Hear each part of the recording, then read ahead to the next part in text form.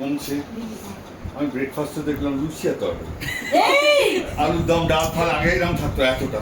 আচ্ছা আগে কি কি থাকতো বলো? অনেক কিছু থাকতো, বেগুন। আমার মায়ের বয়স হচ্ছে, হ্যাঁ না, এবারে নব বলেছিল যে আমরা চাই যে মা কিছু রান্না করবে না। বসতে পারো, তুই বসতে পারো, আমরা না পরে বসছি, ওটা আলাদা হবে।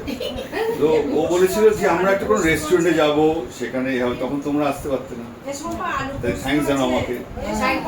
তো ওইখানে গেলে কি হবে, ওখানে তো ওই খাবারের আদরটা থাকবে না, মায়ের কি যে কম হচ্ছে, ঘুরে ঘুরে বলতে হবে। একদম পাশে চলে এসো, তো পাশে চলে এসো। হ্যাঁ এবার বলো কি নালিশ রয়েছে বলো। বাহ, এই না আমার নালিশ আছে। এই প্রথমবার জামাই ষষ্ঠীতে নবনীতা আমার সাথে এত রেগে রেগে কথা বলছে। এটা মেয়ের ওপর রাগ হয় না, ওই যে বলে যে ঝিকে রেগে বউকে শাসন, ওরকম মানে মেয়ের ওপর রেগে যাচ্ছে, রেগে আমার। হ্যাঁ ঠিক আছে, পালাচ্ছ কেন? আরে আমি কাজটা করতে দাও, কাজটা ওপর কিন্তু কেমন লাগছে বলো আজকে?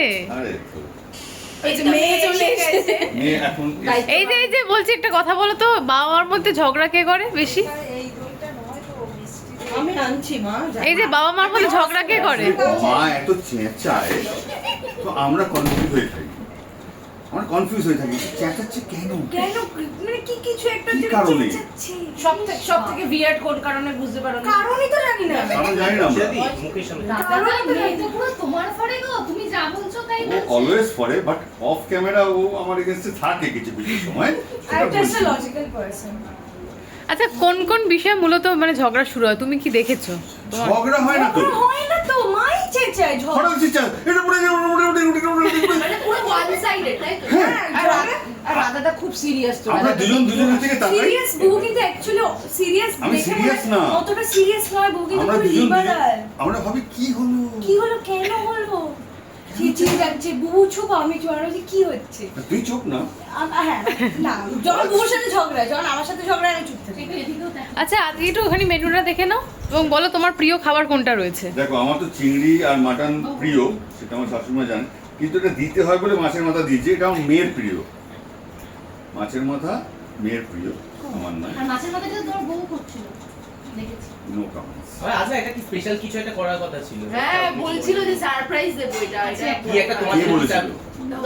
নব বিগত 15 বছর ধরে বলছে তোমাকে একটা সারপ্রাইজ দেবো। আমি একটা কাগজে লিখেছিলাম শোনাচ্ছি, এখনো সেই সারপ্রাইজটা দিতে পারিনি। কাকিমা আপনি একটু আসুন না, আসুন। একটু আসুন না। জামাই কেমন? এই যে আপনি যেটা দেখলেন পুরো সিনারিওটা, এই যে তুমি নাকি সারপ্রাইজ দিয়ে যাচ্ছ, আর মানে আসেনি কোনো সারপ্রাইজ। বাবা এই যে জামাই কেমন? জিজ্ঞেস করে জামাই কেমন? ভালো। হ্যাঁ সবাই একটু বসে যাও, তাহলে বাইকটা তোমরা বসো।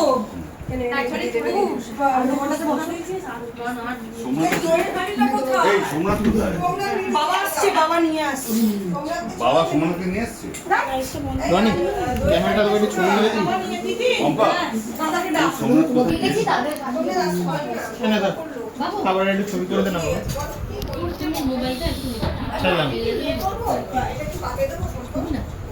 আচ্ছা তারপরে তো ইন্টারভিউ পারবো না। শীতেন প্রথমে ওদের আইসক্রিমগুলো দিয়ে সবাই খেয়েছো? সবাই খেয়েছো? খাবারের ছবিটা শুধু খাবারের ছবিটা করে দাও আমার। দাঁড়াও এক মিনিট।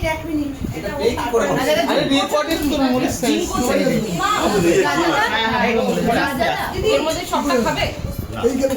আমার শাশুড়ি কি করে, আমি যেটা খেতে পারি না সেটা প্যাক করে পাঠিয়ে দেয়। ব্রাহ্মণের ছিল তো, আমি সেটা নিতেও খুশি হই।